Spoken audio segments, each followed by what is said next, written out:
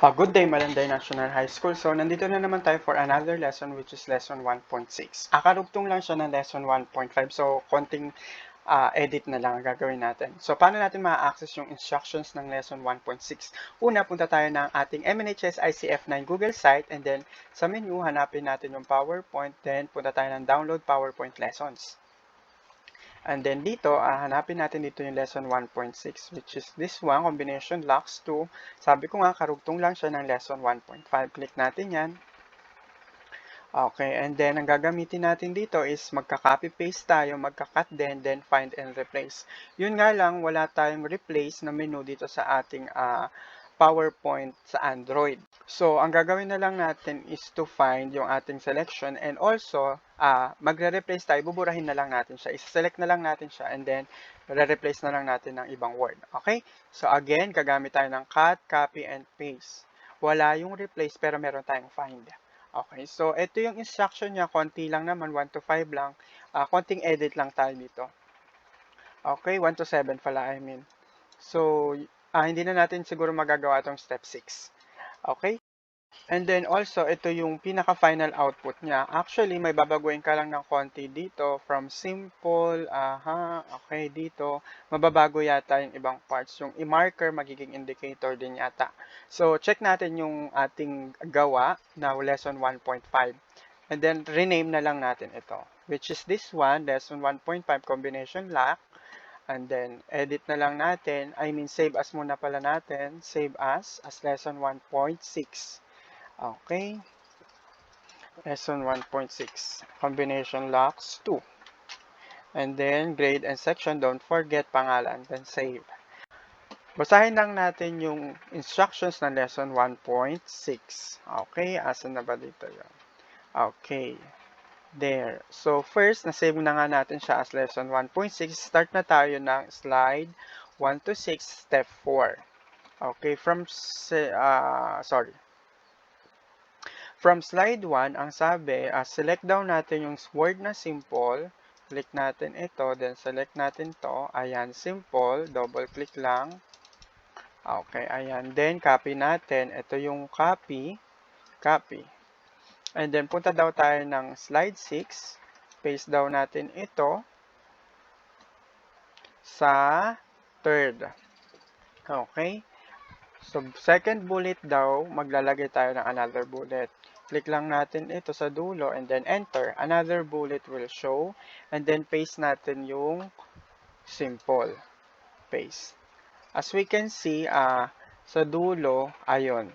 Ganun lang siya. Lagyan na lang natin ng exclamation point. There. And also, from slide 5, sabi, from home tab, punta tayo ng slide 5.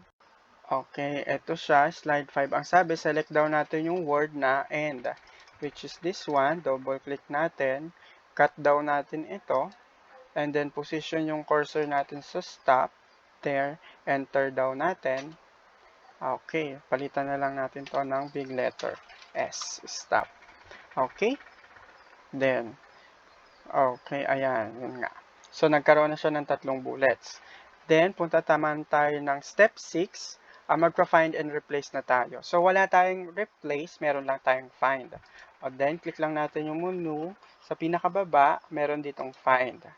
Okay, ang sabi dito, i-replace daw natin yung word na marker to indicator. So, ang mangyayaring gagawin natin dito is isa-isa lang. So, find natin yung marker. Click lang yung find. Then, dito sa taas, marker. Sa marker. Then, hit enter. Makikita natin nag-highlight yung marker. Tsaka natin siya i-replace. Click natin ito ng indicator. Okay? There. Meron pa bang mga ganon sa ibang steps? Hanapin lang natin uli. Meron ding marker dito. Ito siya. Enter, marker. Baguhin lang natin ito ng indicator. Okay. Indicator. Meron pa ba sa ibang steps? Meron din dito, marker.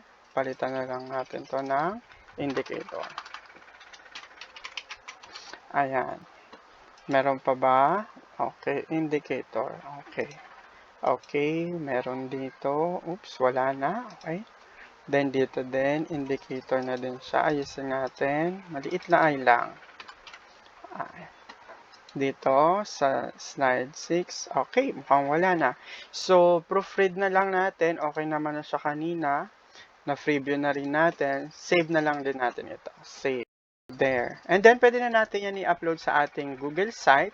Punta lang tayo sa ating Google site. Hanapin natin yung PowerPoint. Upload PowerPoint per lesson.